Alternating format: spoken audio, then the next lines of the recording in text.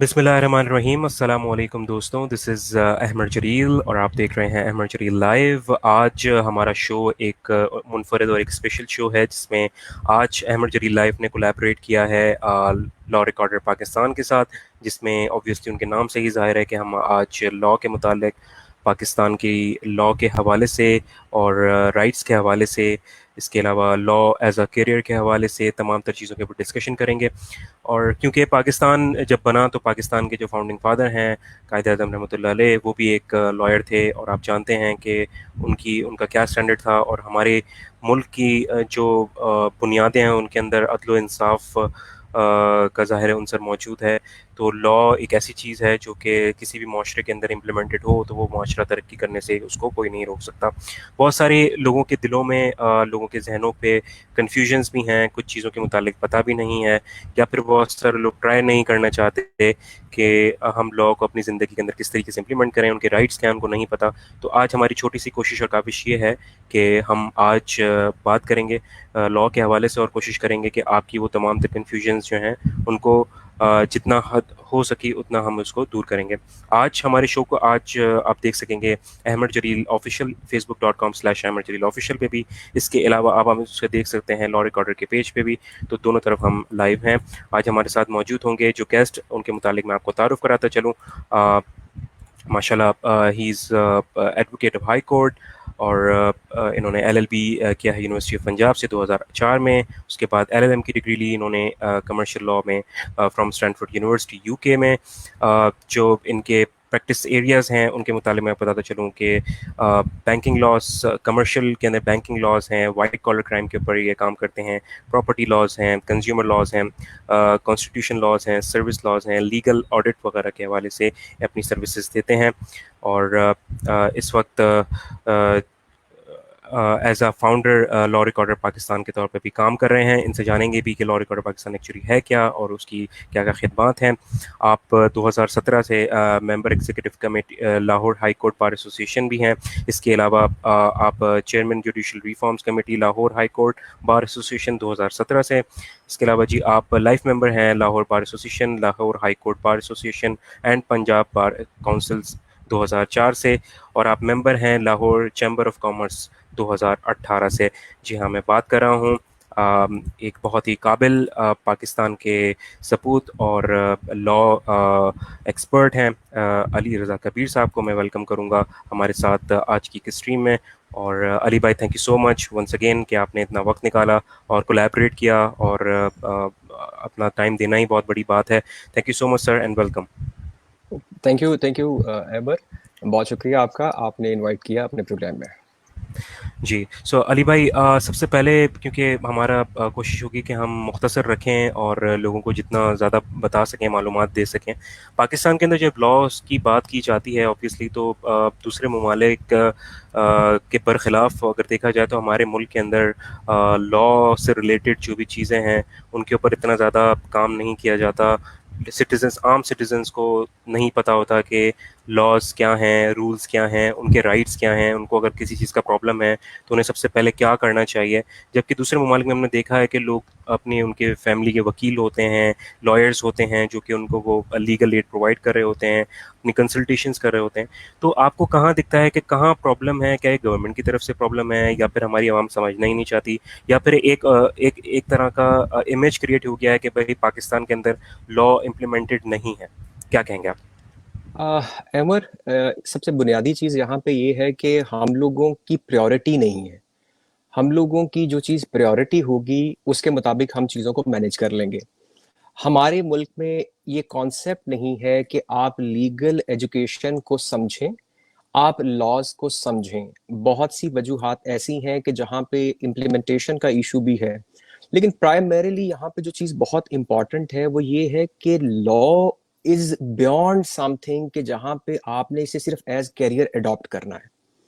मैं समझता हूँ जाती तौर पे कि आपको लीगल नॉलेज होना चाहिए, बिकॉज लीगल नॉलेज हमारी जिंदगी में बहुत सी चीजों से डायरेक्टली या इनडायरेक्टली जुड़ा हुआ है। आप इसकी मिसाल इस तरह से लीजिए कि अगर अगर एक शख्स मैरिज कॉन्ट्रैक्ट कर रहा है या शादी कर रहा है, तो शादी या marriage is a civil contract.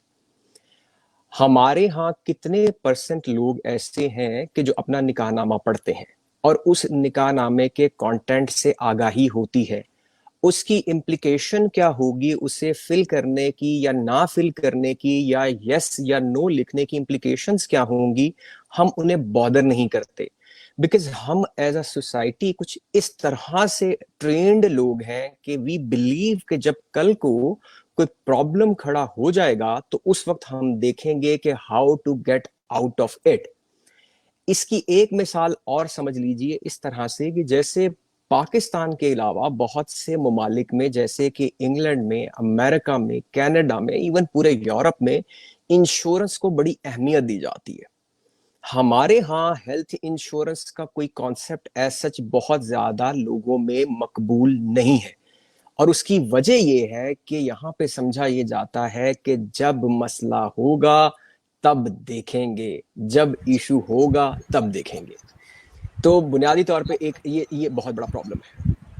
सही। सो आप ये कहना चाह रहे हैं कि हम जब तक हम उस सिचुएशन में जब तक खुद आते नहीं हैं, जब तक हम जिसे कहते हैं कि प्रोएक्टिव अप्रोच नहीं है हमारी, हम ये नहीं देखना चाहते कि अगर हमारे साथ खुदा ना खास्ता कल को किसी किस्म का प्रॉब्लम होता है लॉ से रिलेटेड, या जहाँ पर ज़रूरत है वहाँ पर हम उस चीज़ को कहते हैं कि हमारा बिहेवियर ये है बहैसियत कौम के, हम जब होगा जब देखी जाएगी। बिल्कुल सही कह रहे हैं आप। सो टॉकिंग अबाउट अली भाई, लेट्स से कि अब आप ज़ाहिर है आप इतने माशाल्लाह इतने सारे डोमेन्स को देखते हैं लॉ के हवाले से, तो आपने क्या देखा है कि सबसे ज़्यादा केसेस आपको कॉर्पोरेट तो ऑब्वियसली एक बिल्कुल ही अलग एक चीज़ हो जाती है, टॉकिंग इन जनरल के किस तरह के केसेस आते हैं? क्रिमिनल केसेस तो ऑब्वियसली हैं ही, इसके अलावा जो आपको पता है कि ख़ानदानी झगड़े होते हैं, जायदाद के मसले होते हैं, निकाह के बाद जो है वो डाइवोर्स से रिलेटेड इश्यूज होते हैं, और तो उनमें आपने ज़्यादातर तादाद क्या देखी है कि पिछले 5 सालों की अगर मुवाजना किया जाए तो आपने किन केसेस के अंदर बहुत ज़्यादा इजाफा देखा है तवातुर के साथ? ऑनेस्टली अमर, हमारे यहाँ जो केसेस हैं वो सभी बहुत ज्यादा हो रहे हैं। जनरल लिटिगेशन हमारी बहुत ज्यादा है।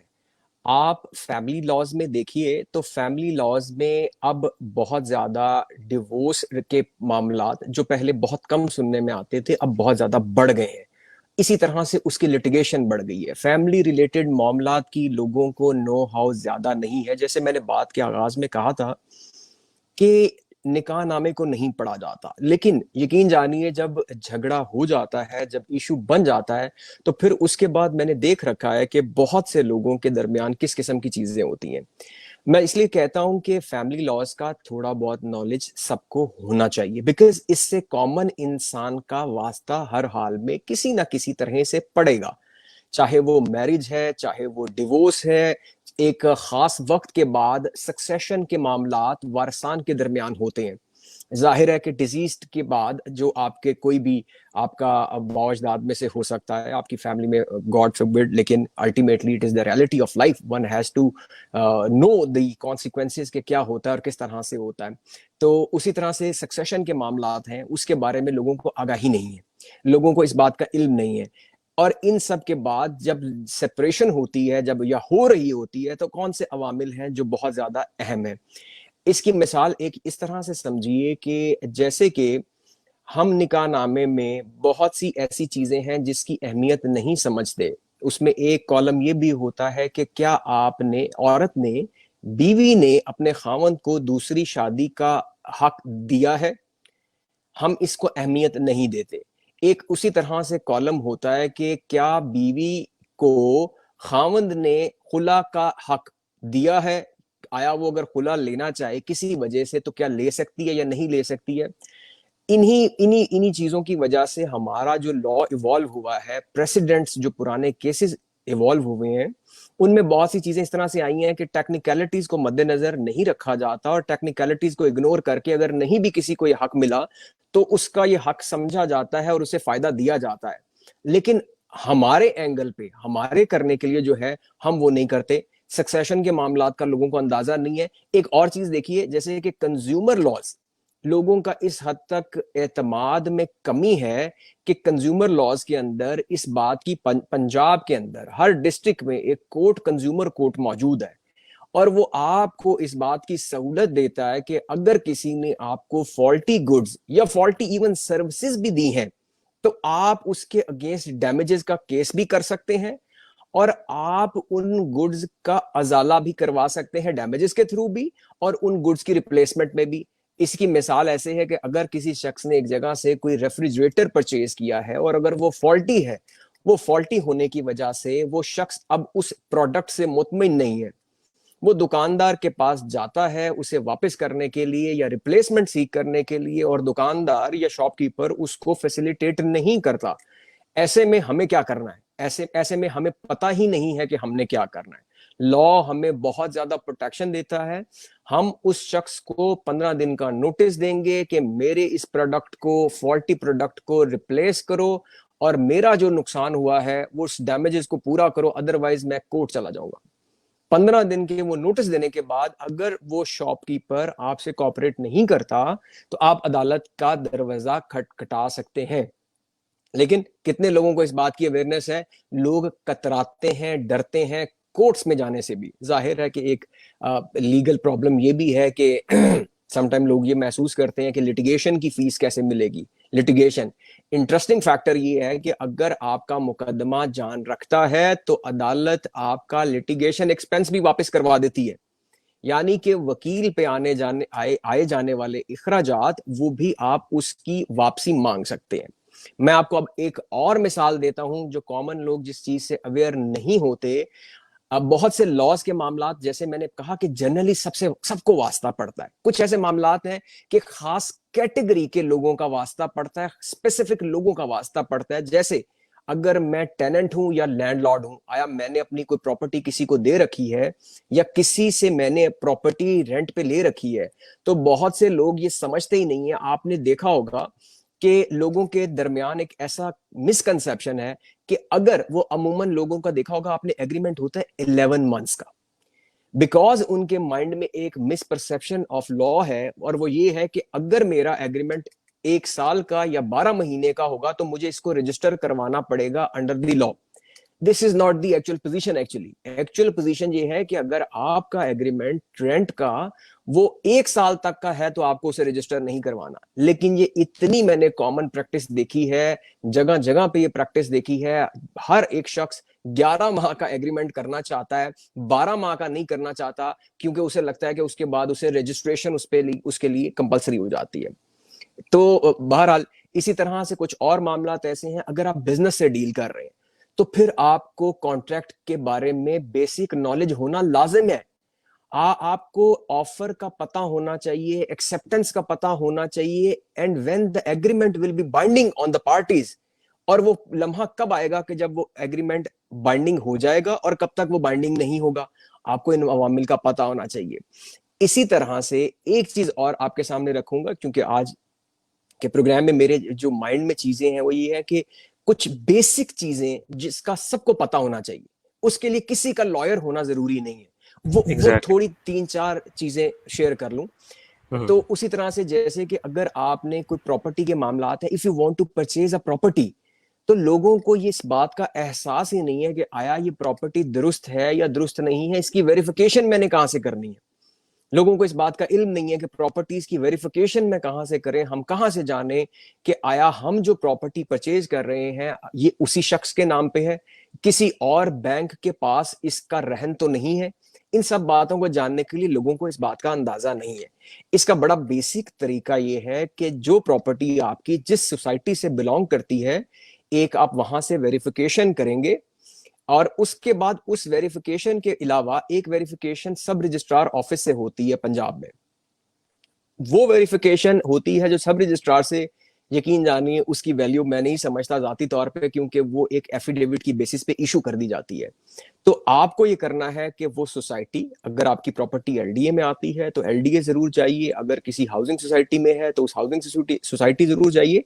और अगर वो प्रॉपर्टी किसी इंडिविजुअल से परचेज आप कर रहे हैं तो फिर तो ठीक है। लेकिन अगर आप वो प्रॉपर्टी परचेज कर रहे हैं किसी कंपनी से, तो फिर सोसाइटी जाना भी सिर्फ काफी नहीं है।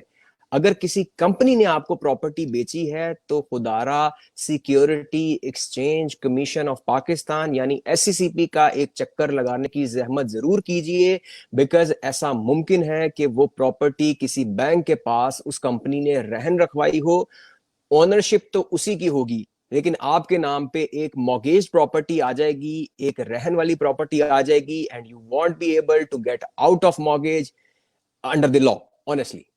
तो ये चीज बड़ी इंपॉर्टेंट है। इसी तरह से अब मैं एक से एक वो चीज मेरे माइंड में स्ट्राइक करती जा रही है कि एक बहुत ज्यादा लोगों का वास्ता पड़ता है, बहुत से लोग, बहुत से दोस्त पूछते हैं कि मैंने फलां शख्स से चेक लिया था, वो चेक डिसऑनर हो गया, मैं 10 साल की प्रोसीडिंग्स नहीं फेस करना चाहता, तो मैं क्या करूं? मैं 12 साल की प्रोसीडिंग सिविल की कोर्ट में नहीं फेस करना चाहता, मैं चाहता हूं मेरा मामला जल्दी हल हो जाए, तो क्या इसका कोई वे आउट है? इसका वे आउट बिल्कुल दो वे आउट है। एक, क्रिमिनल प्रोसीडिंग्स आप इनिशिएट कर सकते हैं 489F की सीआरपीसी के अंडर। दूसरी, आप अपने पैसे की रिकवरी के लिए ऑर्डर 37 का सिविल दावा कर सकते हैं, जो कि एडिशनल डिस्ट्रिक्ट एंड सेशन जज के पास जाता है और वो सिविल कोर्ट में नहीं जाता। हमारे यहाँ एक उसके लिए स्पीडी किस्म की रेमेडी है, उसके अंदर आपको समरी ट्रायल होता है, और समरी ट्रायल के अंदर मामलात इतना सुस्त रवि का शिकार नहीं होते। तो एक ये बड़ी अच्छी रेमेडी है। लेकिन अगेन बात यह है कि लोगों में अवेयरनेस नहीं है। लोगों की, दूसरे नंबर पे सबसे बड़ी बात, कि लोगों की ये प्रायोरिटी नहीं है। लोग कानून को एग्री। उस तरह से नहीं समझते। वो और दूसरा, इम्प्लीमेंटेशन के कुछ इश्यूज ऐसे हैं, लीगल एडवाइस प्रॉपर उनको नहीं मिल पाती, वो इस तरह से मुतमईन नहीं होते। मैं लोगों को से कहता तो रहता हूं कि देखिए, एक वो वक्त था जब ये समझा जाता था कि वकील की जरूरत पड़ गई है क्योंकि हमारा मसला खराब हो गया, now we are in some trouble, but now the dynamics are changed. अब सिचुएशन बिल्कुल मुख्तलिफ है। अब सिचुएशन ये है कि you have to consult your lawyer so that you don't face any problem in future. You want to avoid the problem. आपको उसको रोकने के लिए, आपको उससे अवॉइड करने के लिए आपको ऐसा करना पड़ता है, और आपको ऐसा करना चाहिए। तो बहरहाल जाती तौर पे वही बात है कि जैसे हम समझते हैं कि ये चीज़ें इंपॉर्टेंट है, अभी प्रायोरिटाइज नहीं हुआ इतना। हम वही चीज़ों को चाहते हैं कि इंशाल्लाह आहिस्ता आहिस्ता प्रोग्राम्स के जरिए, या जिस तरह से भी, कभी दोस्तों से बात करके सब लोगों को कुछ ना कुछ अवेयरनेस देते रहें, बिकॉज हमारे मुल्क में लोग इतना ज़्यादा शऊर, उस तरह से कानूनी शऊर नहीं रखते। सही, बहुत बहुत जामे आपने गुफ्तगू की अली भाई। और इसमें से एक सवाल मेरे जहन में वो ये था कि आपने कहा कि लॉयर अपना होना चाहिए, तो अपने लॉयर होने का क्या मकसद व मतलब है? क्या आपको आम फहम अल्फाज में कहा जाए तो क्या आप लॉयर के पास जाके उनको एज अ रजिस्टर करते हैं अपने लॉयर पे, या फिर आप क्या करते हैं कि आप अगर कभी खुदा न खास्ता कोई ऐसी प्रॉब्लम में पहुंच जाते हैं जहाँ पे कानूनी चाराजोई वगैरह हो रही है, एंड देन आपको कानूनी हेल्प चाहिए, तो आप अपने वकील को वहाँ पर बोलते हैं कि जी हमारे बिहाफ पे आप इस केस को डील करें। सो ये प्रोसीजर क्या है? एक आम आदमी के लिए अपना लॉयर होना क्या है और किस तरीके से हो सकता है? देखिए अमर, एक तो दो तरह के क्लाइंट्स अमूमन होते हैं, या दो तरह के इश्यूज लोगों के होते हैं। दो तरह के क्लाइंट समझ लीजिए, या जैसे दो तरह के लोगों को इस तरह का इशू आ सकता है। एक तो वो कोई इंडिविजुअल हो सकता है, दूसरे नंबर पे वो कोई ऑर्गेनाइजेशन हो सकती है, और वो ऑर्गेनाइजेशन कोई कंपनी हो सकती है या पार्टनरशिप वगैरह हो सकती है। जहां तक कंपनीज की बात है, तो कंपनीज के लिए लॉ में, कंपनीज लॉ में ये बात लिखी हुई है, और उनके लिए, कंपनीज के लिए इट इज मैंडेटरी कि एक लॉयर पर मंथ रिटेनरशिप पे वो अपने साथ इंगेज रखें, सो दैट वो कल को ये एक्सक्यूज या ये प्ली ना ले सकें कि हमें फलां लॉ का इल्म नहीं था, इसलिए हम उस लॉ की कंप्लायंस नहीं कर सके। तो कंपनीज के लिए तो मामला कानूनी तौर पे खुद से मुख्तलिफ हो जाता है। अगर हम मामले को देखें एक दूसरी किसी बिजनेस ऑर्गेनाइजेशन की तरफ, तो बिजनेस ऑर्गेनाइजेशन को खुद से यह फैसला लेना है कि आया उसे लीगल सपोर्ट चाहिए या नहीं चाहिए। मेरे जाती ख्याल में आज के दिन हर ऑर्गेनाइजेशन को, आप किसी से 10,000 रुपए का भी बिजनेस कर रहे हैं, उसके लिए भी आपको लीगल सपोर्ट चाहिए। उसके लिए बड़ा आसान सा हल ये है कि आप किसी भी लॉयर को, जिसे आप समझते हैं कि जिस पे आप ट्रस्ट कर सकते हैं, आप उसे अपनी इस्तात के मुताबिक आप उस लॉयर को एंगेज करेंगे जिस जो आपकी फी रेंज में आता है। देखिए, अगर मुझे कोई प्रॉब्लम है, तो डॉक्टर्स भी तो बहुत से हैं। मेरी प्रायोरिटी होती है मेरी सेहत, तो मैं डॉक्टर चूज करता हूं अमंग अवेलेबल डॉक्टर्स। मैं बहुत एक मिडिल क्लास का इंसान होने की हैसियत से तो कोई वो शख्स बहुत ज्यादा किसी बहुत एक्सपेंसिव प्रोफेसर के पास अमूमन नहीं जाता अनटिल अनलेस कि उसका मामला बहुत ज्यादा खतरनाक ना हो, और उसकी कोशिश होती है कि वो किसी भी तरह से उसको मैनेज करे। तो जिस दिन ये चीज मेरी प्रायोरिटी बन जाएगी तो मैं अपनी कैपेसिटी के मुताबिक लॉयर एंगेज करूंगा। लीगल के लिए अच्छी बात यह है कि आपको एक बहुत ज्यादा रेंज अवेलेबल है, यानी एक ही काम के लिए आप इस तरह से समझ लीजिए कि हमारे मुल्क में you will be surprise to know कि ऐसे लॉयर्स भी मौजूद हैं जो 5,000 रुपीज लेके आपकी बेल करवाने के लिए अदालत में पहुंच जाएंगे। मैं जाहिर है कि उसकी सर्विसेज और उनकी वो चीजें, उनकी कमिटमेंट और हम्म। उसके ऊपर कोई कमेंट नहीं कर रहा, लेकिन ऐसे लॉयर मौजूद हैं, एटलीस्ट आपको कुछ लीगल सपोर्ट मिल जाती है मिल अगर आप जाएगा। लेना चाहते हैं। इसी तरह से एक बेल के लिए ही पाकिस्तान में लोग 5 मिलियन यानी 50 लाख रुपए भी चार्ज करते हैं, 1 करोड़ रुपए भी चार्ज करते हैं एक बेल के लिए। तो देखिए, लीगल प्रोफेशन, लीगल सर्विसेज को ढूंढना कोई इतना मुश्किल काम नहीं है। आप अपनी रिक्वायरमेंट के मुताबिक, अपने बजट के मुताबिक, जब आप किसी मेस में होते हैं तो आप लॉयर को ढूंढ लेते हैं। उसी तरह से अगर आप समझते हैं कि आपकी ये प्रायोरिटी है कि आप किसी प्रॉब्लम में ना आए, तो खुदारा किसी भी एग्रीमेंट को साइन करने से पहले, किसी भी कॉन्ट्रैक्ट में दाखिल होने से पहले, किसी भी इन्वेस्टमेंट में जाने से पहले, मैंने कितने ही मामलात ऐसे देखे हैं लोगों के कि वो किसी शख्स के कहने पे अपनी जिंदगी की जमा पूंजी को इन्वेस्ट करते हैं विदाउट डिसाइडिंग द टर्म्स और विदाउट राइटिंग द टर्म्स। अगर कोई डिसाइड कर भी लेते हैं तो दे डोंट बॉदर कि उन टर्म्स को लिखा जाए। वहां पे लिखा नहीं जाता, कल को कंफ्यूजन, देखिए कंफ्यूजन भी हो सकती है, किसी शख्स की नीयत में फतूर भी हो सकता है, बट अल्टीमेटली कोर्ट्स जाएंगी, आपको रिलीफ दिलवा सकेंगी on the basis of written understanding. ये बड़ा इंपॉर्टेंट है। तो इसलिए इस चीज को जरूर समझिएगा कि ये बहुत अहम है। लीगल सपोर्ट आपको मिलेगी, मिल जाती है। बहुत सी ऑर्गेनाइजेशंस ऐसी हैं, बहुत सी जगह ऐसी हैं कि जहां से आपको कुछ ना कुछ लीगल सपोर्ट मिल जाती है। हमने रिसेंटली लॉ रिकॉर्डर पाकिस्तान का जो इनिशिएटिव लिया है, उसमें एक बेसिक चीज जो है हमारे माइंड में यही थी कि लोगों को अवेयरनेस भी दी जाए, और दूसरे नंबर पे जब तक उनको कोई वो लॉयर हायर नहीं कर लेते, जब तक उन्हें लीगल सपोर्ट, उन्हें डायरेक्शन दे दी जाए। उसके बाद वो जिस लॉयर को चूज करना चाहें, उनको चूज करने में अगर वो चाहे उन्हें मदद दे दी जाए, और अगर वो चाहे तो मदद नहीं, और उनको सिर्फ बता दिया जाए कि इस वक्त आपको ये करना है, सो दैट कि एक फेयर उनके पास रास्ता मौजूद हो, उन्हें कोई एक भटका गाइडलाइन ना दे दी सके। जाए। जी, बिल्कुल। एग्जैक्टली। सही सही सही अली भाई, टॉकिंग अबाउट एक, क्योंकि एक और जहन में मेरे एक सवाल आया है, फिर इंशाल्लाह लॉ रिकॉर्डर पाकिस्तान के हवाले से भी आपसे बात करेंगे।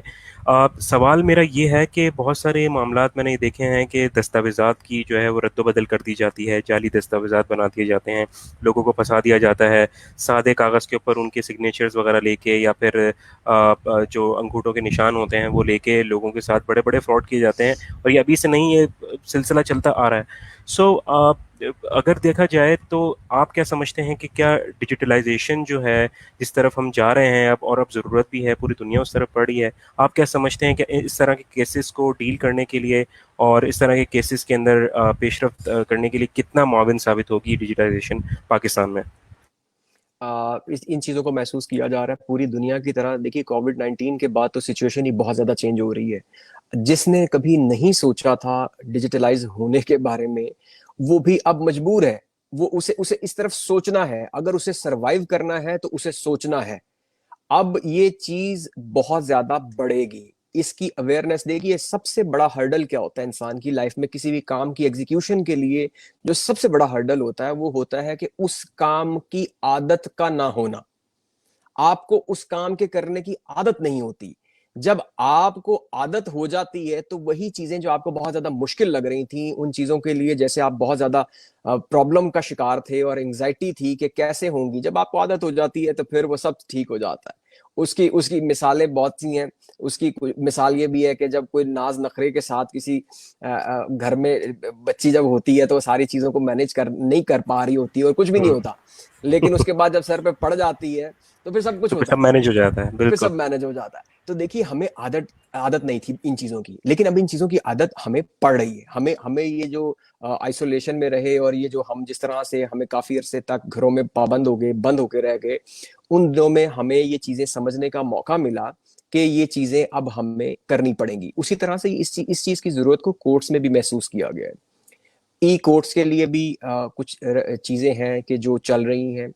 कुछ जजेस में भी ये बात का एहसास है, हाई कोर्ट्स के अंदर इस बात का एहसास है, सुप्रीम कोर्ट में इस बात का एहसास है कि केसेस बहुत ज़्यादा डिलेज हो जाते हैं। कुछ चीज़ों को डिजिटलाइज किया जाए और कुछ इस तरह से किया जाए कि उसमें ह्यूमन जो एक एलिमेंट होता है इंटरवेंशन का, उसको मिनिमाइज जिस हद तक किया जा सकता है उसको किया जाए। उसकी मिसाल ऐसे है कि जैसे अगर केस एक पहले कोर्ट में लगता था, लगने के बाद फिर उसके बाद आपको लगवाना पड़ता था। अब हाई कोर्ट्स में एटलीस्ट ये होता है, या सुप्रीम कोर्ट ऑफ पाकिस्तान में ये होता है कि वो केस कुछ अरसे बाद ऑटोमेटिकली जब आपके सिस्टम में जाता है तो एक खास डेट वो डाल देता है। हाँ, अगर कोर्ट ने खुद एक डेट दे दी है कि फलां डेट के ऊपर ये केस लगेगा, तो फिर उस डेट के लिए वो कंप्यूटर उसमें फीड कर दी जाती है। लेकिन अगर किसी केस के लिए कोई डेट नहीं दी गई तो वो ऑटोमेटिकली कोई ना कोई डेट एक के बाद अगली डेट ऑटोमेटिकली उठा लेता है, और वो एक सर्टन टाइम के बाद या एक सर्टन डेट जो उसकी फिक्स होती है तो उस डेट पे वो लग जाता है।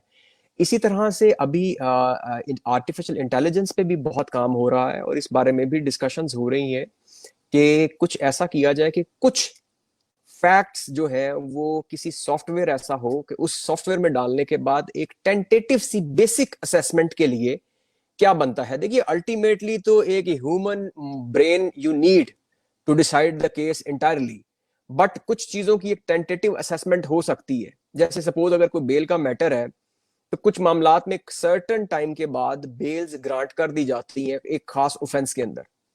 अगर उस ऑफेंस के हवाले से कोई सॉफ्टवेयर के अंदर सिस्टम में ये चीज डाल दी जाए कि एक खास वक्त के बाद पता लग जाए कि इसको कितनी देर हो चुकी है, इस के ये किस क्लॉज में फॉल करता था, प्रोहिबिटरी क्लॉज में फॉल करता था, नॉन प्रोहिबिटरी में फॉल करता था, अब ये बंदा कितनी देर से एक्यूज्ड जेल में है, तो ये एक बड़ी टेंटेटिव सी असेसमेंट सामने आ जाएगी। गो के मैं बिल्कुल समझता हूं कि इसका मतलब हरगिज ये नहीं है कि उसी बेस के ऊपर डिसाइड कर दिया जाए, लेकिन वो एक टेंटेटिव असेसमेंट बहुत सी अगर वो जज के सामने पड़ी हो तो कम से कम उसे बहुत सी चीजों के लिए सारी चीजों को बहुत ज्यादा उसे वक्त नहीं लगेगा वक्त नहीं डिसाइड लगेगा, करने के लिए, टाइम टाइम बच जाएगा या। टाइम सेव हो जाएगा।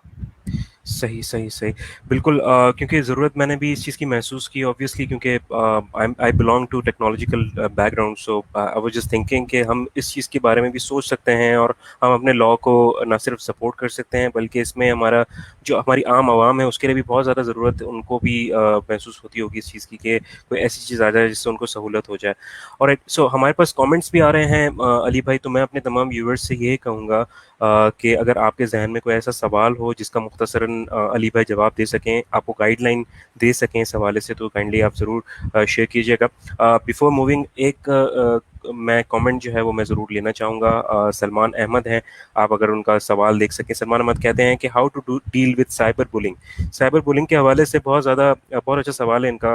अली भाई, आपने आजकल देखा है कि सोशल मीडिया और जिस तरह से इंटरनेट हमारे पूरे पाकिस्तान के अंदर बहुत अच्छी तरह फैल रहा है, इसी हवाले से इस टेक्नोलॉजी के अच्छे इस्तेमाल के साथ साथ इसके मनफी असरात, मनफी इस्तेमालात भी हैं और इस्तेमाल हैं, और इन इस्तेमाल के अंदर हमने देखा है कि बहुत सारे लोग अपनी उनकी जो है ना ज़िंदगी के ऊपर बहुत ज़्यादा मनफी असर पड़ता है। तो साइबर बुलिंग के हवाले से हमारे पास एक तो ये कि हम उसको किस तरीके से डील करें कानूनी तौर पर, और क्या इसके ऊपर हमने कोई लॉज वगैरह बनाए हैं। ऑब्वियसली हमारे पास साइबर जो हमारे पास एक विंग है जो कि चीज़ों को देखता है, अगर कोई ऑनलाइन स्कैम है या इस तरह की चीज़ें हैं उनको तो वो डील करते हैं ऑब्वियसली, लेकिन लॉ के हवाले से इस बारे में हम किस तरीके से इसको डील कर सकते हैं, काइंडली थोड़ा सा रोशनी डालिएगा इस पर। सलमान के लिए बेसिक लोगों की अंडरस्टैंडिंग के लिए जो बिल्कुल बेसिक नॉलेज जानना चाहते हैं उनकी तरफ से, उनके लिए मैं ये कहना चाहूंगा कि देखिए बहुत आसान है। बहुत आसान है, कोई मुश्किल नहीं है, सिर्फ वही आदत डालने की बात है, एक एग्जीक्यूशन की बात है, एक सोच की बात है। देखिए, अगर किसी भी शख्स को साइबर रिलेटेड कोई इशू है, अगर कोई उसे डीफेम कर रहा है, उसे इंसल्ट कर रहा है, गलत प्रोपेगेट कर रहा है, उसके हवाले से इस वक्त FIA, फेडरल इन्वेस्टिगेशन एजेंसी का साइबर क्राइम विंग बहुत एक्टिव है। You can easily file complaint with them, और वो फाइल करने का तरीका ये है कि आप अगर चाहें तो डायरेक्टर, उस कंसर्न्ड डायरेक्टर के नाम की एक एप्लीकेशन बना के आप इन रिटर्न दीजिए, बाय हैंड दे दीजिए। दूसरा तरीकाकार ये है कि आप उनकी वेबसाइट पे जाइए, और हमारा cyber wing, federal investigation agency यानी FIA का, वो बहुत ज्यादा मुतहर्रिक है आजकल। वो फॉरेन कंप्लेंट्स पे काम करते हैं। अभी मैं कल ही की एक खबर देख रहा था कि उसमें एक हॉस्पिटल में कुछ ऐसा एक शख्स जो है वो वीडियोस बनाने के बाद उन्हें अपलोड करता था, खवातीन की कुछ वीडियोस हॉस्पिटल की, और उस कंप्लेंट के ऊपर FIA ने इंस्टेंटली एक्ट किया। इसी तरह से किसी भी शख्स की जो फेक अकाउंट्स हैं सोशल मीडिया के ऊपर चल रहे हैं, उन अकाउंट्स की अगर आपको कोई इंफॉर्मेशन मिलती है, उस इंफॉर्मेशन को आप उनको पास ऑन कीजिए। बिल्कुल, they will work. You need to trust your legal system first. I know there are certain flaws, और उनको हमें देखना, वो वक्त के साथ साथ जाएंगे। क्या सर्टन फ्लॉज लीगल सिस्टम में, या क्या वो यूनाइटेड स्टेट्स ऑफ अमेरिका में नहीं है? क्या आपने नहीं देखा कि वहां पे एक स्याह फाम को किस तरह से पुलिस वाले ने बेदर्दी से अपना घुटना रख के उसकी गर्दन पे उसकी उसे उसे उसे जान से हाथ धोने पड़े उस शख्स को। ये चीजें हर जगह पे किसी ना किसी हद तक मौजूद है। यकीन जानिए, मैं एक वक्त में समझता था, बहुत साल पहले, जब मैं बिल्कुल तालिब इल्म था, मुझे लगता था शायद पाकिस्तान के अंदर बिल्कुल अंधेर नगरी है। मुझे लगता था कि शायद बाहर के ममालिक बहुत तरक्की याफ्ता हैं, वो हमसे बहुत आगे हैं। जब बाहर के ममालिक में मुझे जाने का मौका मिला, मैंने बहुत से ममालिक का विजिट किया है। मैंने यूरोप घूमा है, मैंने UK देखा है, मिडल ईस्ट गया हूँ। मैंने ये सारी जगहों पे जाने के बाद देखा कि उनकी चीजों में भी फ्लॉज हैं। सिर्फ एक चीज का फर्क किसी हद तक जरूर है कि वहां पे लॉज की इंप्लीमेंटेशन, लॉज यहां पे भी है, वहां पे भी है, सिर्फ लॉज की इंप्लीमेंटेशन हमसे यकीनन बेहतर है। तो उस मेच्योरिटी के लेवल पे जाने के लिए शायद कुछ वक्त लगेगा, लेकिन वो वक्त आ जाएगा। हमें सबसे पहले अपने लीगल सिस्टम पे बिलीव करना है। हम इंशाल्लाह। करना शुरू करेंगे, हमारे आसपास के लोग करना शुरू करेंगे, तो मामला इस तरह से आगे चलेंगे। तो अगर आपको किसी को भी इस किस्म का कोई इशू है, तो उसे instantly without thinking they just need to file complaint with the FIA's cyber wing.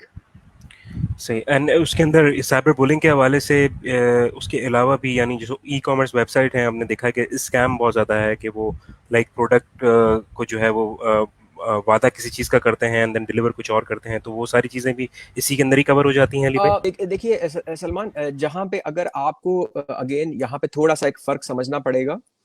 एक ये है कि आपको ये कहा गया कि आपको कोई प्रोडक्ट मिलेगा, फलां फलां और फलां खसूसियात ABC उसमें होंगी।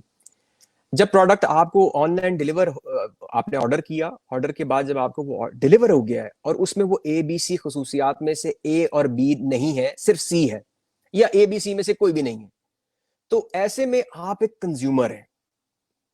आप एक कंज्यूमर है, और कंज्यूमर को उस साइबर विंग में नहीं जाना। कंज्यूमर को फ्रॉड कमिट, उसको फ्रॉड एलिज नहीं कर सकता। यहाँ पे वो ये कह सकता है कि मुझे एज पर स्पेसिफिकेशन चीज नहीं मिली, या मुझे जो नहीं चीजें डिलीवर। मिली हैं वो फॉल्टी हैं। सही। उसका तरीकाकार यही है कि वो 15 डेज का नोटिस सर्व करेगा, और उसके बाद अगर उसका वो मदावा नहीं होता, तो फिर उसके बाद he will go to court, और वो वहां पे कंज्यूमर कोर्ट में अपनी कंप्लेंट को लॉन्च करेगा। अच्छा, इसमें एक फर्क और भी है। वो ये है कि अगर मैं कहता हूं कि मैंने एक वेबसाइट बना ली है आईफोन की परमिशन से बगैर, और वहां पे मैं अब आईफोन बेच रहा हूं, और वो जो आईफोन्स मैं बेच रहा हूं वो फेक आईफोन्स हैं, वो चाइना के आईफोन्स हैं, और मैंने आईफोन का अपने आप को एक रिप्रेजेंटेटिव बनाने के या दिखा के मैंने वो बेचा है, तो देखिए यहाँ पे क्रिमिनल का एंगल भी मौजूद है। यहाँ पे क्रिमिनल इंटेंट मौजूद है।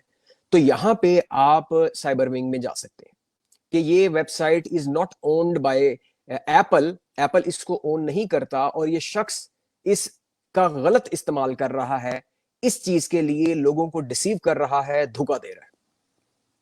सही सही, बिल्कुल आपने जामे इसका आंसर दे दिया। Thank you so much Ali भाई। लेट्स टॉक अबाउट, हमने काफ़ी डिटेल में बात कर ली अबाउट लॉज और राइट्स के हवाले से, और आपने बहुत अच्छी तरीके से एक्सप्लेन भी कर दिया। अब हम बात करेंगे लॉ रिकॉर्डर पाकिस्तान के हवाले से। आपने क्योंकि इस बारे में जिक्र भी किया, थोड़ा सा इसका बैकग्राउंड दीजिएगा कि एक्चुअली ये है क्या चीज़, आपके जहन में ख्याल किस तरीके से आया, या फिर ऑब्वियसली क्योंकि हमने देखा है कि ये प्रैक्टिस नहीं होती है आमतौर पर जो लॉयर्स होते हैं उनकी तरफ से, लेकिन आपने एक अपना एक फोरम क्रिएट किया, तो इसके बारे में थोड़ा सा इसका बैकग्राउंड बताइए कि आपने इसको क्रिएट करने की क्या वजह है जी। अहमद, इसके कोर 4 लोगों के लिए पर्पसेस हैं। Number 1, law students. Number 2, young lawyers. Number 3, general लोग जो कॉमन लॉ को समझने के लिए, लॉ को, बेसिक्स ऑफ लॉ में इंटरेस्टेड हो। और चौथे नंबर पे बिजनेस ऑर्गेनाइजेशंस और कंपनीज, कॉर्पोरेट। अच्छा, उस ये 4 लोगों के लिए इसकी मुख्तलिफ तरह की अफादियत है।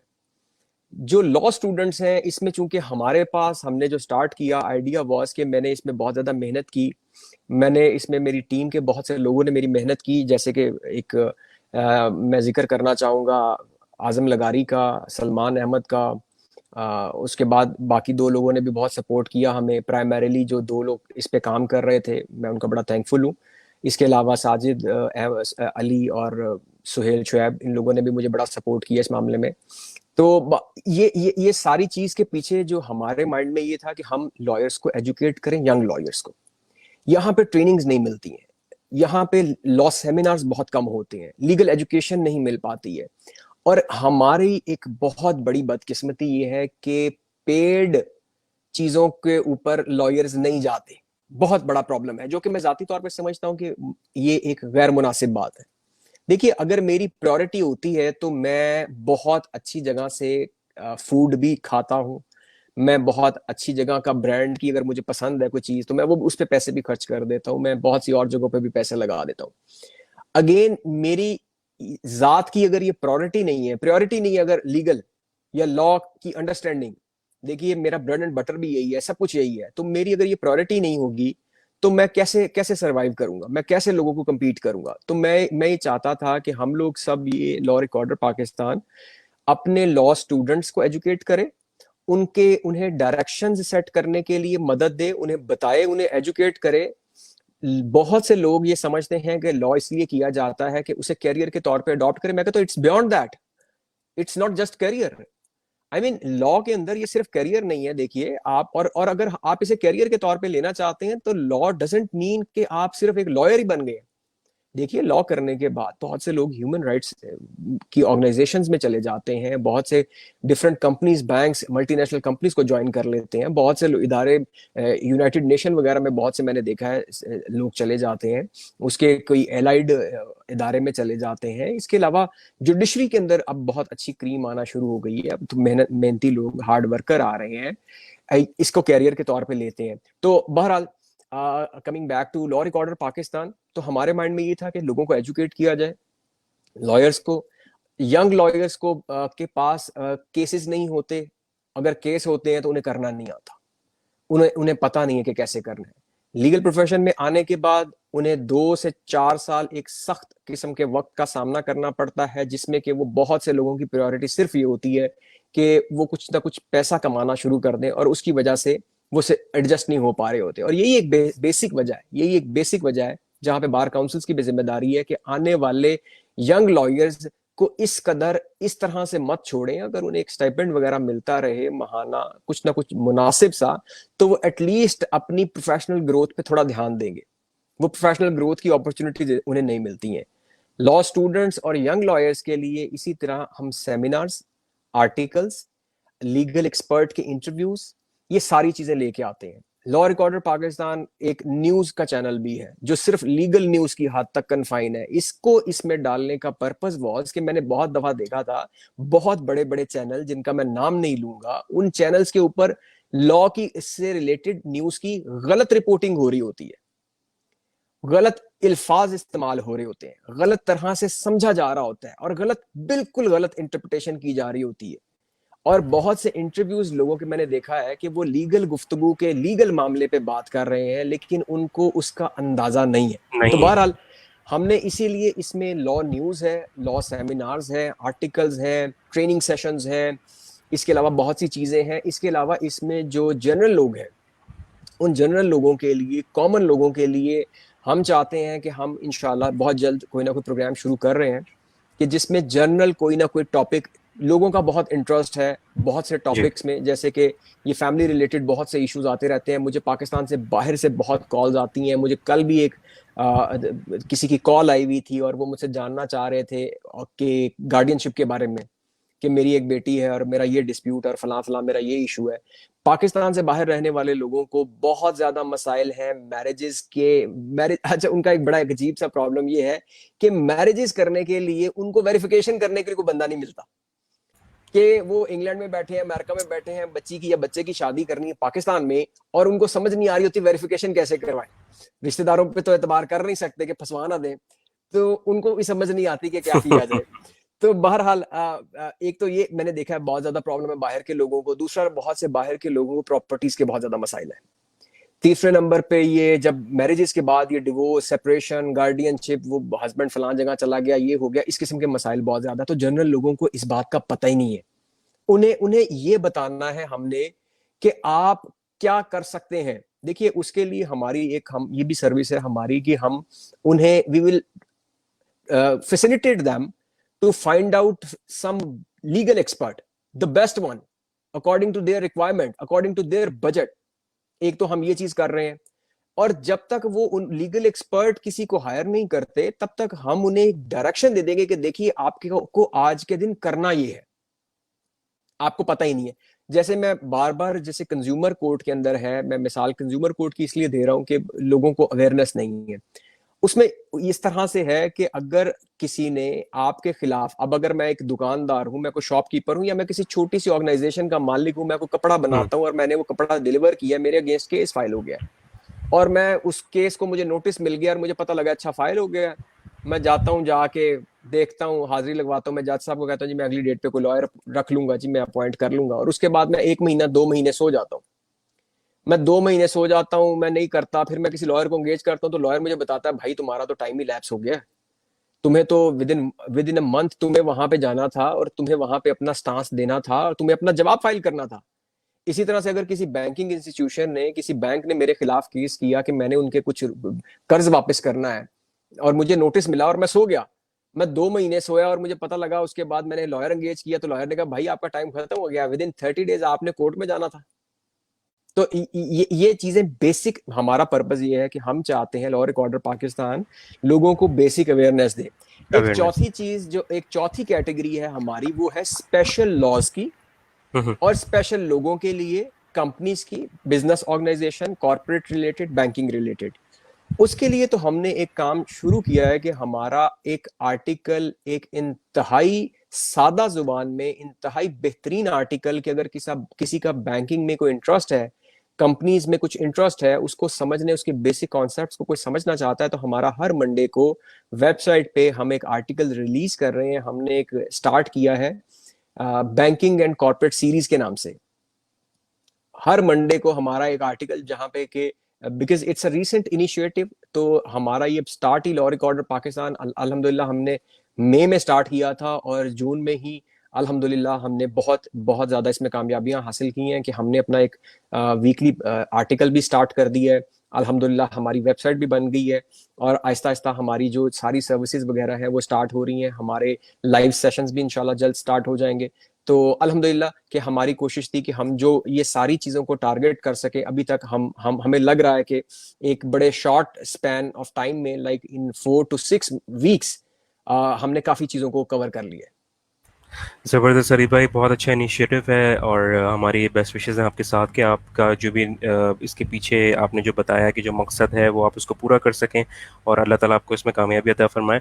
आमीन। अली भाई, आपकी गुफ्तगू से आपने जो मुझे बताया बैकग्राउंड लॉ रिकॉर्डर पाकिस्तान के हवाले से, तो इसमें मैं दो चीज़ें ढूंढना चाह रहा हूँ। एक तो ये कि क्योंकि हम अब मेरा ये ख्याल है कि हमें चाहिए कि हम एंटरप्रेन्योरियल दिमाग जो है उसकी तरफ जाएँ, ज़्यादा उन लोगों को इनकरेज करें कि वो एंटरप्रेन्योरशिप की तरफ आएँ। तो उसके अंदर अब जैसे एक एग्जांपल है कि मोबाइल एप्लीकेशंस होती हैं या वेबसाइट बनती हैं, तो उसके अंदर भी एक टर्म्स एंड कंडीशन और एक लीगल का जो है वो एक पूरा एक अलग सेक्शन होता है।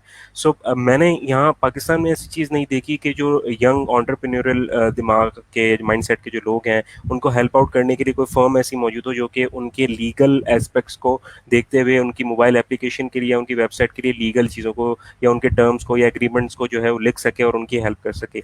एक चीज़। दूसरी चीज़ वो ये कि क्योंकि ये लॉ रिकॉर्डर पाकिस्तान इंटरनेट की हद तक है, आप वेबसाइट के ऊपर और बाकी सारी चीज़ें आप लॉ के स्टूडेंट्स के लिए कर रहे हैं, तो क्या ऐसी कोई चीज़ आपने सोची है कि जिससे ऐसे लोग जो कि इतने ज़्यादा, क्योंकि आपको पता है हमारे पाकिस्तान में लिटरेसी रेट की क्या हालात हैं, ऐसे लोग जो कि बिल्कुल ना इंटरनेट इस्तेमाल करते हैं ना अखबारात पढ़ते हैं, लेकिन उनको उनके राइट्स के बारे में भी नहीं पता, तो उनको अवेयर करने के लिए लॉ रिकॉर्डर पाकिस्तान ने क्या आगे सोचा हुआ है कि किस तरीके से उसको डील करेंगे?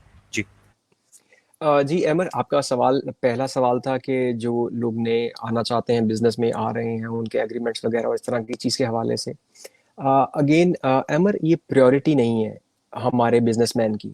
नया आने वाला इस पे लगाए जाने वाले या इस खर्च हो जाने वाले पैसे को इम्पोर्टेंट नहीं समझता। वो समझता है कि मार्केटिंग का एक्सपेंस मैं कर सकता हूँ, मैं फला इंफ्रास्ट्रक्चर का एक्सपेंस मैं कर सकता हूँ, लेकिन यार लॉयर की फीस भी पे करनी पड़ेगी। वो प्रायोरिटी नहीं है। यानी सही। वो एक एग्रीमेंट को, जिसको एक फ्रेंचाइज ले रहा है एक शख्स, और वो किसी को पढ़ाना बॉदर नहीं करता कि यार ये स्टैंडर्ड ही सबके एक जैसे ही होते हैं, और ये सोच के वो कहता है ठीक है जी, दिस इज ओके, और उसके बाद फिर वो फ्रेंचाइज एग्रीमेंट उसका बन जाता है, बिजनेस उसका बहुत ज्यादा अल्लाह ताला के फजल से 2 साल बाद चल जाता है। चल और दो जाता है। साल के बाद जब उसमें कोई इशू आ जाता है, तो फिर उस वक्त वो उसके लॉसेस भी बहुत बड़े होते हैं। देखिए, जितना आप ऊपर जाते हैं उतने आपके प्रॉफिट्स भी ज्यादा होते हैं, तो आपके लॉसेस भी ज्यादा होते हैं। बिल्कुल। अगर अगर आप जिस तरह से अर्न करते हैं, फिर उसी तरह से आपके स्टेक्स भी ज्यादा होते हैं। ठीक है। तो वो ऐसा लम्हा होता है कि जब इंसान फील करता है, लेकिन उस वक्त फायदा नहीं रहता। तो ये ऑर्गेनाइजेशंस मौजूद है, लॉ फर्म्स मौजूद है। लॉ रिकॉर्डर पाकिस्तान आपकी हेल्प कर सकता है, आपको बताने के लिए। आप बिल्कुल, कोई जिसको चाहेंगे वो सिर्फ आपको एक बेस्ट रास्ता देगा, एक रास्ता बताएगा, और रास्ता बताने के बाद अल्टीमेटली आपकी चॉइस होगी, जाना आपने खुद है। आप को ये बताया, सिर्फ आपको ये नहीं बताया जाएगा, ये नहीं कहा जाएगा कि आप फलान लॉयर को ही इंगेज कीजिए। आपको आपकी प्रॉब्लम से रिलेटेड एक्सपर्ट्स का बता दिया जाएगा कि इसमें ये एक्सपर्ट है, आप उन एक्सपर्ट में से जिस एक्सपर्ट के साथ जाना चाहते हैं, लॉ रिकॉर्डर के थ्रू जाना चाहते हैं, लॉ रिकॉर्डर आपकी तरफ से उसे निगोशिएट कर लेगा। अगर आप उसके थ्रू नहीं जाना चाहते, आप खुद से कांटेक्ट कर सकते हैं। बिकॉज लॉ रिकॉर्डर, देखिए, वो तो एक आपको सिर्फ फैसिलिटेट करेगा। अल्टीमेटली तो अगर आपकी चाहत होगी, आपकी प्रायोरिटी होगी, तो फिर आप काम कर लेंगे। आपको प्रायोरिटी बनाना है जी, इन सिंपल वर्ड्स, कि आपको इसे प्रायोरिटी बनाना है। ऐसी लॉ फर्म्स मौजूद हैं जो ये काम कर रही हैं। एग्रीमेंट्स की वेटिंग, अगर आपको लग रहा है इंपॉर्टेंट है, आपको बिजनेस स्टार्ट कर रहे हैं, आप एक छोटा थोड़ा पैसा, एक कुशन पर मंथ एक्सपेंस अपने साइड पे रख लीजिए। उस को साइड पे रखने के बाद आप बिल्कुल किसी भी लॉयर को एंगेज अपने साथ कर लीजिए कि यार मैंने तुम्हें 3 माह के लिए अपने साथ एंगेज कर लिया, ये 3 मंथ्स के अंदर मेरे जितने एग्रीमेंट्स लेटर्स आएंगे तुम इनको रिव्यू कर लिया करना।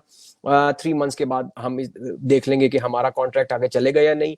और 3 मंथ्स के लिए या 6 मंथ्स के लिए, depending on the nature of business actually, या 1 साल के लिए आप एक कॉन्ट्रैक्ट कर लेंगे। वो आपके साथ एक रिलेशनशिप बन जाएगा। आप उसे थोड़ी अमाउंट भी दे रहे होंगे, उसे भी लगेगा कि पर मंथ चूंकि मेरे पास एक इंसेंटिव मेरा बन गया है, तो वो कुछ ना कुछ आपके लिए, डिपेंडिंग अगेन कि आप किस लॉयर की रेंज में जाना चाहते हैं, आपके पास बजट कितना है। बट इस काम के लिए please please please budget budget को एलोकेट करना शुरू करें। ये इसे प्रायोरिटाइज करें, इसे अहमियत दें, जो हम नहीं देते।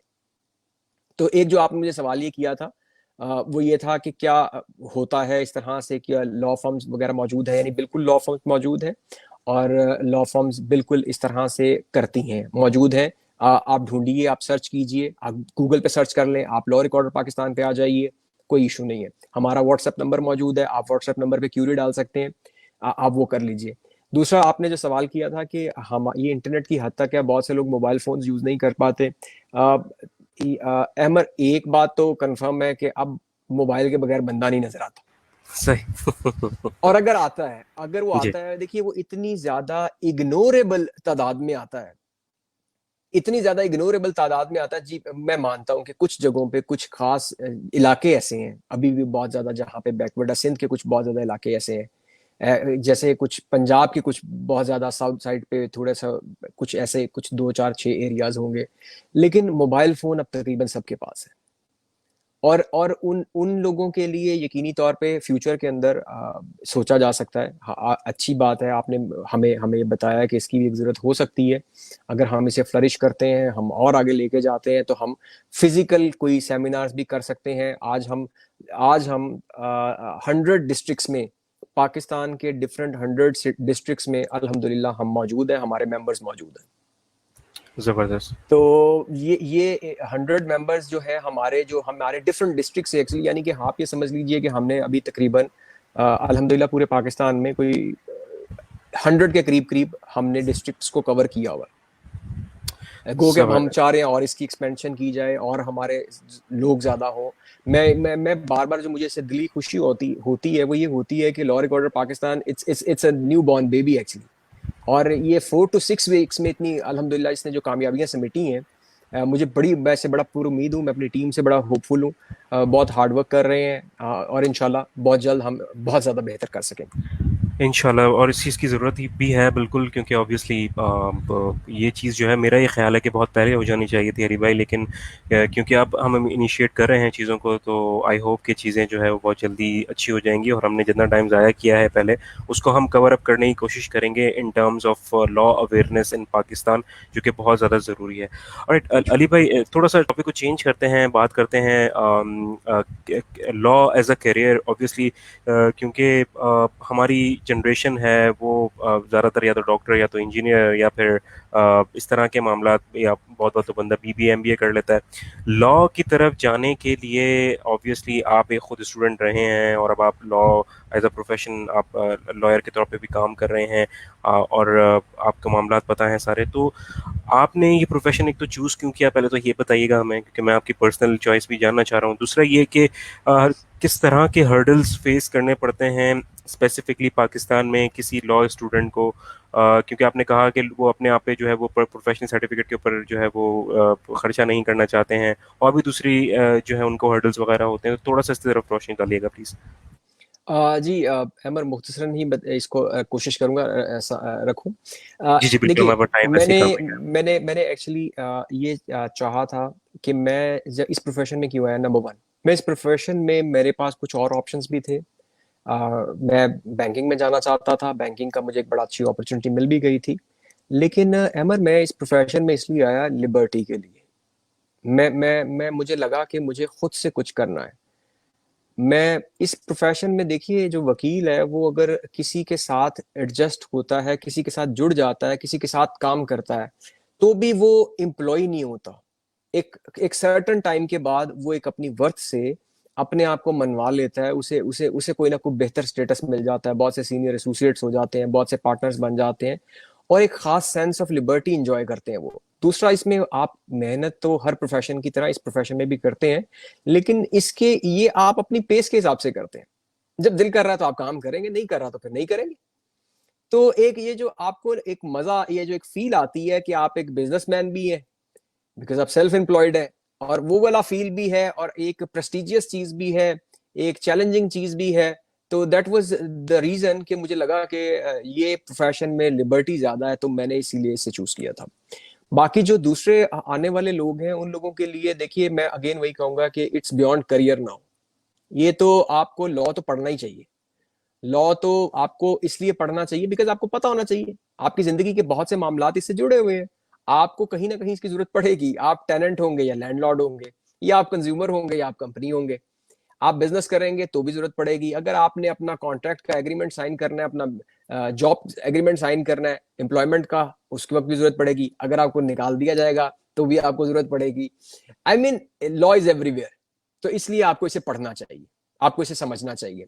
जो करियर में आना चाहते हैं उनके लिए बहुत अपॉर्चुनिटीज हैं। जैसे मैंने पहले कहा कि डिस्ट्रिक्ट जुडिशरी में डायरेक्टली आ सकते हैं। बहुत से ब्राइट स्टूडेंट्स आ भी रहे हैं, बहुत से जो हैं वो टीचिंग में भी आ रहे हैं, बहुत से इस तरह के हैं जो लॉयर्स भी बन रहे हैं, कंपनीज में जा रहे हैं, बैंक्स में जा रहे हैं, डिफरेंट ऑर्गेनाइजेशंस में जा रहे हैं, गवर्नमेंट के इदारों में जा रहे हैं। देखिए, लॉ आपके विजन को ब्रॉड कर देता है।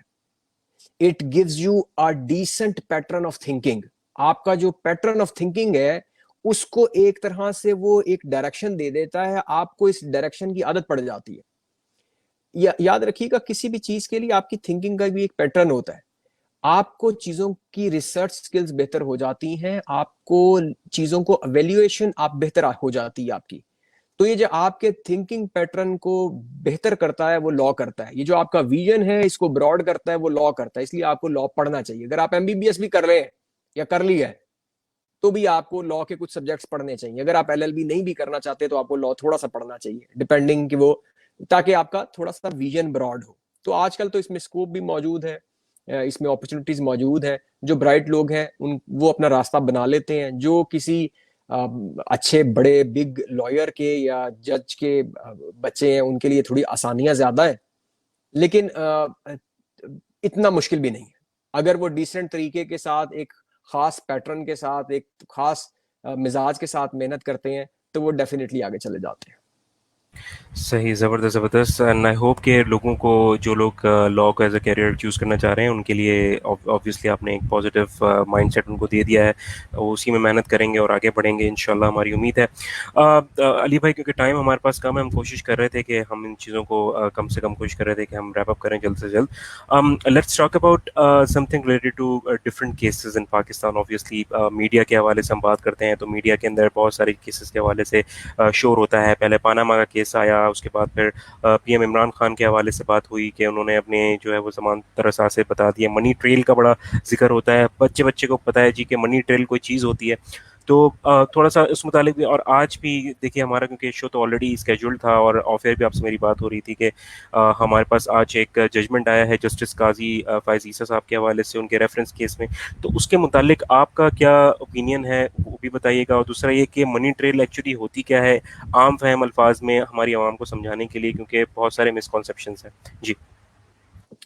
जी अमर, आज के दिन काजी फायज की जजमेंट पे थोड़ा सा बात ना करना नाइंसाफी होगी, तो इसलिए हम एक दो मिनट इस पे जरूर बात करते जी। हैं। देखिए, सबसे पहले तो एक चीज को समझ लेते हैं, मनी ट्रेल। मनी ट्रेल क्या है? मनी ट्रेल आम लोगों के लिए, आम फहम के समझने के लिए, मनी ट्रेल ये है कि वो कौन से रिसोर्सेज हैं, वो कौन से सोर्सेज हैं और रिसोर्सेज हैं कि जिनसे वो आपने एसेट्स परचेज किए।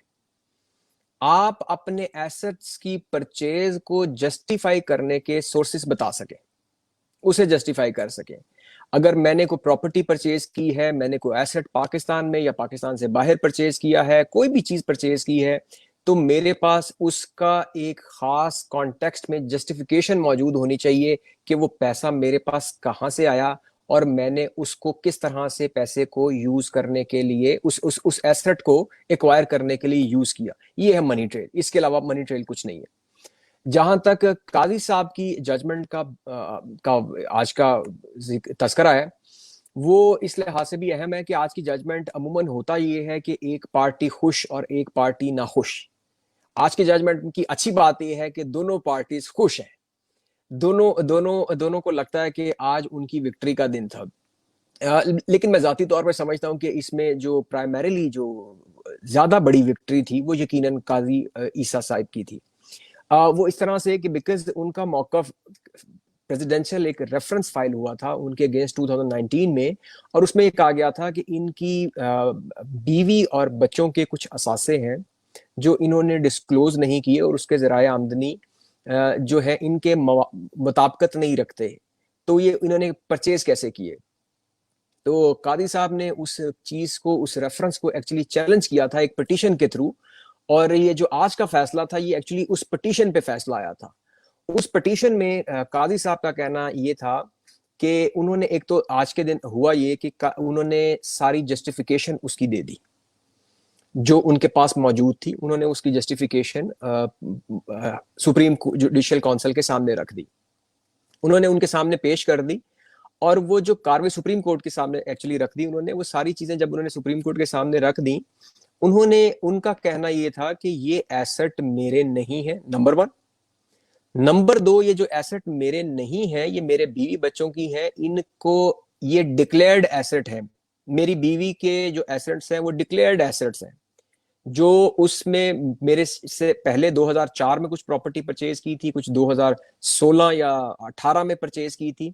उन्होंने उन सब की जस्टिफिकेशन उनकी मिसेज ने भी दे दी उसकी।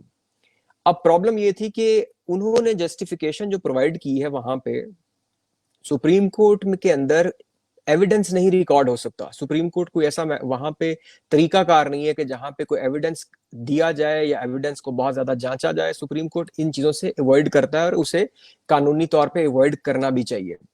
सुप्रीम कोर्ट को लगा कि अगर तो ये एसेट्स प्रॉपर्टीज का मसला है, उनकी उनकी मिसिस की प्रॉपर्टी का मसला है, तो फिर एक काम होना चाहिए कि इसका इख्तियार तो फिर लैंड रेवेन्यू डिपार्टमेंट को होना चाहिए कि लैंड रेवेन्यू डिपार्टमेंट इसकी इंडिपेंडेंटली इसको इंक्वायर कर ले। तो सुप्रीम कोर्ट ने एक्चुअली डायरेक्शन दे दी है इन लैंड रेवेन्यू डिपार्टमेंट के कमिश्नर को कि कमिश्नर इसको पार्टीज को बुलाए, उन्हें सुने, 60 डेज तक वो उनको सुन सकता है, 60 दिन तक मामलात को कंक्लूड करे और 75 डेज के अंदर अंदर वो एक अपनी ऑर्डर पास करे। उस ऑर्डर के पास करने के बाद वो अपनी एक रिपोर्ट चेयरमैन एफबीआर को दे। चेयरमैन एफबीआर अपनी रिपोर्ट बना के उस ऑर्डर के बाद वो प्रोवाइड कर दे सुप्रीम कोर्ट ऑफ पाकिस्तान के जो सेक्रेटरी होते हैं उनको, जो कि होता है रजिस्ट्रार सुप्रीम कोर्ट का, वो उसको सबमिट कर दे। उसकी बेस के ऊपर रिपोर्ट को देखने के बाद अगर कोर्ट समझता है कि यहां पे दोबारा से सुप्रीम जुडिशियल काउंसिल की कार्रवाई होनी चाहिए तो कर लेंगे शुरू। अगर अगर लगता है कि नहीं, यहां पे इसकी जरूरत नहीं है या मामले में इतनी जान नहीं है, तो इसलिए इसकी फर्दर किसी चीज की जरूरत नहीं है, तो मामला वहां पे खत्म हो जाएगा। एक मिसपरसेप्शन और है कि इसका मतलब अब जो नीचे जो फैसले होंगे उनके बारे में क्या होगा। उनके हवाले से वैसे लिखा है ये कि अगर टैक्स लैंड रेवेन्यू डिपार्टमेंट कोई ऑर्डर पास करेगा तो वो अपने लॉ के तहत करेगा, इनकम टैक्स ऑर्डिनेंस 2001 का है उसके तहत करेगा। और उसके बाद वो अपना एक तरीकाकार फर्ज कीजिए, अगर वो समझते हैं कि इसमें किसी किस्म की कोई पेनल्टी इम्पोज करनी है तो वो पेनल्टी इम्पोज कर सकता है। दूसरी पार्टी चाहे वो अपील कर सकती है, यानी कि उसकी एक प्रोसीडिंग सेपरेट चलती रहेंगी। टैक्स डिपार्टमेंट की, अपनी इनलैंड रेवेन्यू डिपार्टमेंट की प्रोसीडिंग्स अलग से चलती रहेंगी। और जहां तक बात है प्रोसीडिंग्स का सुप्रीम कोर्ट में, जो सुप्रीम जुडिशियल काउंसिल की हद तक उन मामलात को आज के दिन तक सदारती रेफरेंस को कल अदम करार दे दिया जा चुका है। और सुप्रीम कोर्ट के पास अब इस बात का इख्तियार है कि सुप्रीम कोर्ट वो रिपोर्ट, वो ऑर्डर पढ़ने के बाद, सारी चीजों की एवेल्युएशन हो जाने के बाद जो उनके पास सारी चीजें आएंगी, फिर वो उसे एक दफा फिर से देखे कि आया दोबारा से किसी किस्म की कार्रवाई की कोई जरूरत है या नहीं। तो आज के दिन की हद तक काजी ईसा के ऊपर जो तलवार लटक रही थी सदारती रेफरेंस की, वो सदारती रेफरेंस आज के दिन कल अदम हो गया है। और यकीनी तौर पे ये एक रिलीफ काजी साहब के लिए ही है। गवर्नमेंट का एक स्टांस ये जरूर है कि ठीक है, सदारती रेफरेंस की वजह से वो फिलहाल वो रेफरेंस ही खत्म हुआ है, हम अब नीचे देखेंगे कि क्या कार्रवाई होनी चाहिए या क्या चीजें मौजूद हैं और वो डिपार्टमेंट करेगा, हम कार्रवाई नहीं करेंगे, हम तो पहले भी इम्पार्शियल थे। वो उनकी अपनी एक राय ये है।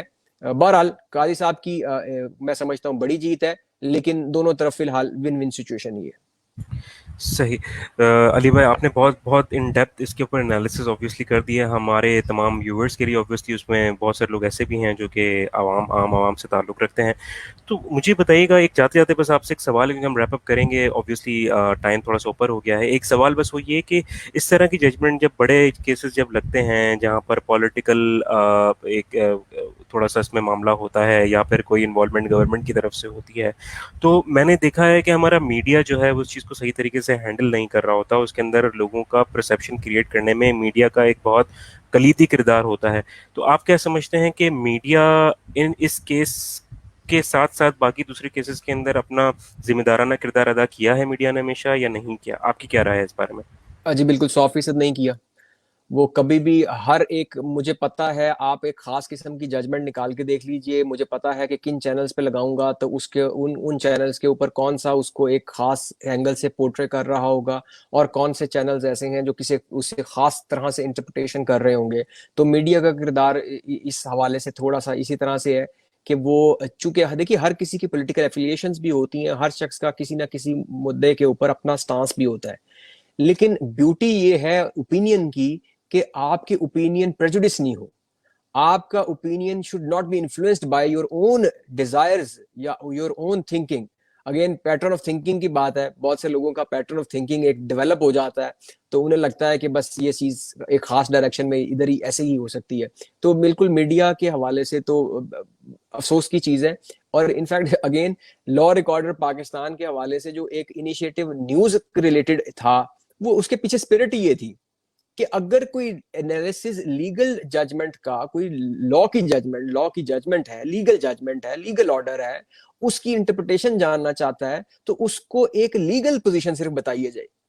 हर एक का अपना point of view, political affiliation तो सबकी होती है। वोट तो देखिए आर्मी चीफ भी कास्ट करता ही है ना, chief of of army course, staff भी कास्ट करता है जी। जब होता है, उसकी भी एक पॉलिटिकल एफिलिएशन होती है। बट वी एक्सपेक्ट के जाहिर है उनका डायरेक्टली या इनडायरेक्टली पॉलिटिक्स में रोल नहीं होगा, लेकिन एफिलिएशंस होती हैं। तो इस तरह से ये सारी चीजें होती हैं कि इस तरह से चले, लेकिन मीडिया को थोड़ा सा मोहतात होना चाहिए। सही सही अली भाई, thank you so much once again कि आपने बहुत सारे थैंक यू। सवालात पे बहुत ज़्यादा तफसीली तौर पे गुफ्तगू की और लोगों को अवेयर किया। जाते जाते कुछ पैगाम अगर देना चाहें लॉ रिकॉर्डर पाकिस्तान के हवाले से, आज शो के हवाले से, कि किस तरह का आपको शो लगा, और लोगों को अगर मैसेज देना चाहें, सो ओवर टू यू। जी अहमद, बहुत शुक्रिया कि आपने इस तरह का मौका दिया कि हम बहुत देर से चाह रहे थे कि हम कोई लाइव सेशन स्टार्ट करें। जब आपने मुझसे बात की तो वी डिसाइडेड कि हम पहला शो, पहला लाइव सेशन भी आपसे करेंगे। और जहाँ तक पैगाम की बात है, मैं सिर्फ ये चाहूँगा कि आज के दिन आप चाहे किसी भी चीज़ में कोई भी एग्रीमेंट कर रहे हैं, किसी भी रिलेशनशिप में जा रहे हैं, आप उसको नंबर वन इन राइटिंग रखें। आप किसी भी बिजनेस रिलेशनशिप को ओपन मत रखें, आप इन राइटिंग करें। नंबर टू, लीगल थिंग्स को प्रायोरिटी दीजिए, बिकॉज ये अब आपको प्रॉब्लम में होने के बाद आपको मदद नहीं देंगी।